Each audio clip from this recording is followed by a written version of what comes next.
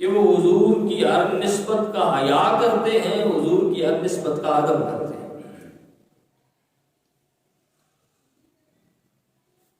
اور یہی بات ہم دنیا کو بتا دینا چاہتے ہیں کہ جو حضور کی نسبتوں کا حیا نہیں کرتا اس بے حیا کا اہل سنت بھی حیا نہیں کریں گے، اور جو حضور کی نسبتوں کا حیا کرے گا ہم اس کا حیا کریں گے۔ جو حضور کی نسبتوں کا، چاہے حضور کے صحابہ ہو، حضور کی آل ہو، حضور کی امت کے اولیاء ہو، یا حضور کی امت کے علماء ہو، ان کا جو ادب کرے گا وہ ہمارے سر کا تاج ہے۔ چونکہ آج کے جمعہ کا موضوع حضور علیہ السلام کے صحابہ کرام کی جو لوگ بے ادبی کرتے ہیں، حضور کے صحابہ کرام کو جو تنقید کا نشانہ بناتے ہیں، احادیث کی کتابیں اٹھا لیں، سیرت کی کتابیں اٹھا لیں، اسلامی تاریخ کے اندر جتنا لٹریچر ہے سارے کا سارا اٹھا کر دیکھ لیں، کہیں کوئی ایسی بات نہیں ملے گی کہ کسی نے حضور کی کسی نسبت کی توہین کی ہو اور اسے عزت ملی ہو۔ جس نے بھی حضور کی جس نسبت کی بے حرمتی کی ہے، جس نسبت کی توہین کی ہے، چاہے حضور کی آل ہو، چاہے حضور کے صحابہ ہوں، یا حضور کی امت کے اولیاء اور علماء ہوں، جس نے بھی حضور کی نسبت کی توہین کی، حضور کی نسبت کا ادب نہیں کیا، وہ دنیا میں بھی ناکام اور نامراد ہوا ہے، اور مرنے کے بعد بھی وہ ناکام اور نامراد ہوگا۔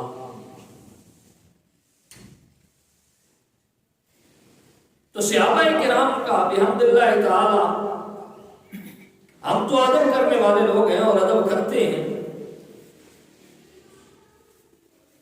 ایک بہت بڑے محدث گزرے ہیں حضرت سفیان ثوری، اللہ کے بہت بڑے ولی بھی ہیں اور بہت بڑے محدث بھی ہیں۔ آج تو شاید لوگوں نے یہ سمجھا کہ جو اللہ کا ولی ہوتا ہے وہ عالم نہیں ہوتا، اور جو عالم ہو وہ اللہ کا ولی نہیں ہوتا۔ یعنی علم شریعت کو علم طریقت سے الگ سمجھا ہے،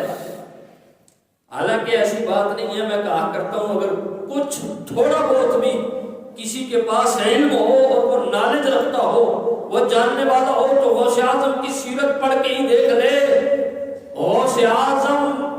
جہاں ولیوں کے امام ہیں وہاں غوث اعظم علماء کے بھی امام ہیں۔ سبحان اللہ۔ اگر بات طریقت کی ہو تو غوث اعظم کا نام سب سے اوپر نظر آتا ہے، اور جس مسئلہ میں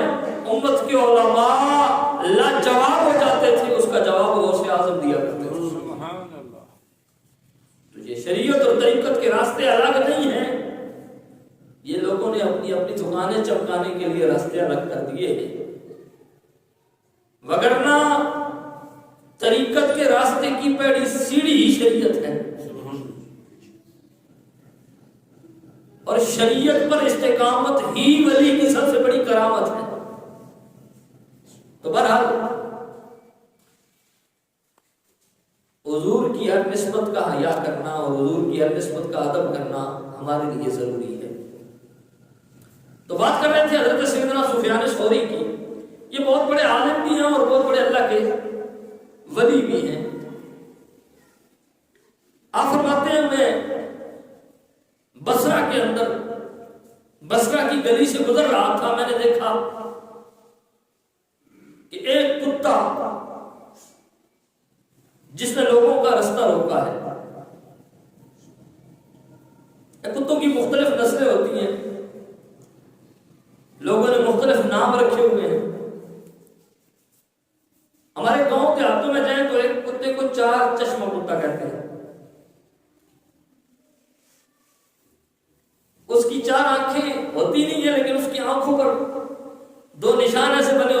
یوں لگتا ہے کہ وہ بھی 2 آنکھیں، یعنی اس کو 4 آنکھوں والا کتا بولتے ہیں،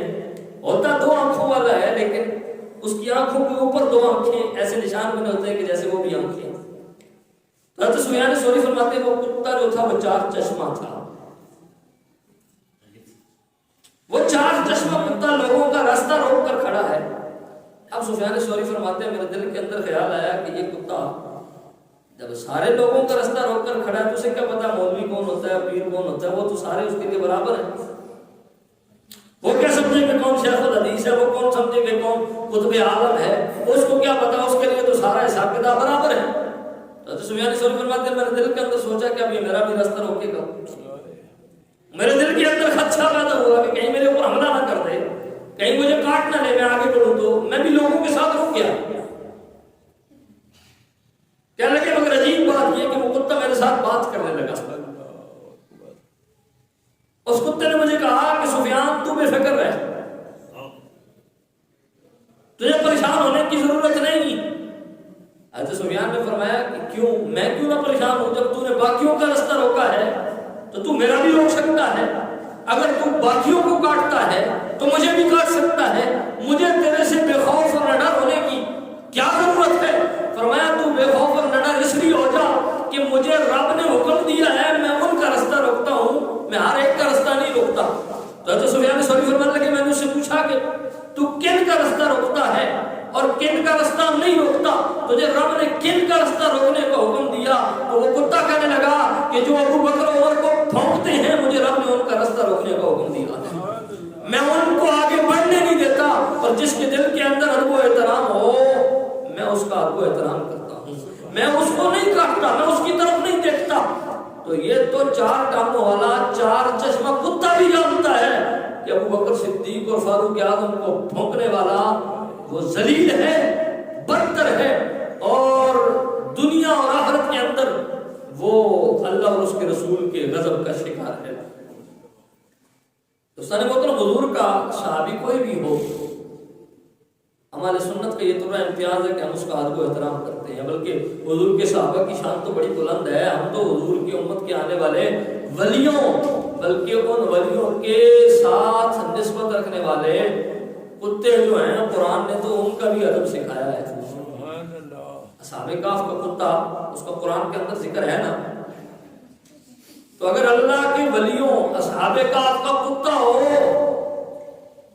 تو اس کا ذکر قرآن مجید کے اندر خیر کے ساتھ موجود ہو، تو جو نبی کے نوکر ہوں، جو نبی کے غلام ہوں، اور جنہوں نے زندگی بھر مصطفیٰ کی غلامی میں گزار دی ہو، کیا ان کا ادب و احترام ہمارے لیے ضروری نہیں ہے؟ اسی لیے روضۃ المجالس کے اندر امام صفوری نے یہ بات لکھی ہے کہ ابو بکر کی محبت میری امت پر واجب ہے۔ مطلب یہ ہے کہ ابو بکر و عمر کی محبت مسلمان کے دل کے اندر ضروری ہے۔ اگر کوئی میرا امتی ہونے کا دعوے دار ہے تو دیکھو کہ اس کے دل کے اندر ابو بکر صدیق کی محبت ہے یا نہیں، اور اگر محبت نہیں ہے تو وہ اپنے دعوے کے اندر جھوٹا ہے، کیونکہ میرے ہر امتی پر ابو بکر صدیق کی محبت واجب ہے۔ اور حضور کے ہر صحابی کا ادب و احترام کرنا چاہیے۔ حضور صلی اللہ علیہ وسلم نے فرمایا کہ میرے صحابہ کو برا نہ کہو، ان کا ادب و احترام کرو، فَإِنَّهُمْ خَيَارُكُمْ، بے شک وہ تم سے بہتر ہے، تمہارے سے ان کا مقام زیادہ ہے۔ کیا خیال ہے؟ کوئی مدینہ شریف سے ایک بندہ عمرہ کر کے آئے، حضور کے روضے کی زیارت کر کے آئے، حضور کے چہرے کا دیدار نہیں، حضور کی قبر کا دیدار نہیں، حضور کے روضے کا، حضور کی گلیوں کا دیدار کر کے آئے، ریاض الجنہ شریف میں بیٹھ کے آئے، جب وہ واپس آئے گا تو کیا کہیں گے؟ آپ اور میں اس کو کہہ سکتے ہیں کہ تو بھی ہمارے جیسا ہے، اور بالخصوص وہ کہے کہ جس نے مدینہ دیکھی نہیں، جو مدینے کے اندر گیا ہی نہیں، جو حضور کے قدموں میں گیا ہی نہیں، جس نے ریاض الجنہ نہیں دیکھا، جس کو حضور کی گلیوں میں حاضری کا شرف نہیں ملا، وہ کہہ سکتا ہے کہ جو عمرہ کر کے آیا ہے میں اس جیسا ہوں؟ یار اگر اس دور کے اندر اگر کوئی حضور کی گلیوں کو دیکھ کر آ جائے، حضور کی جالیوں کو دیکھ کر آ جائے، حضور کے روزے کا دیدار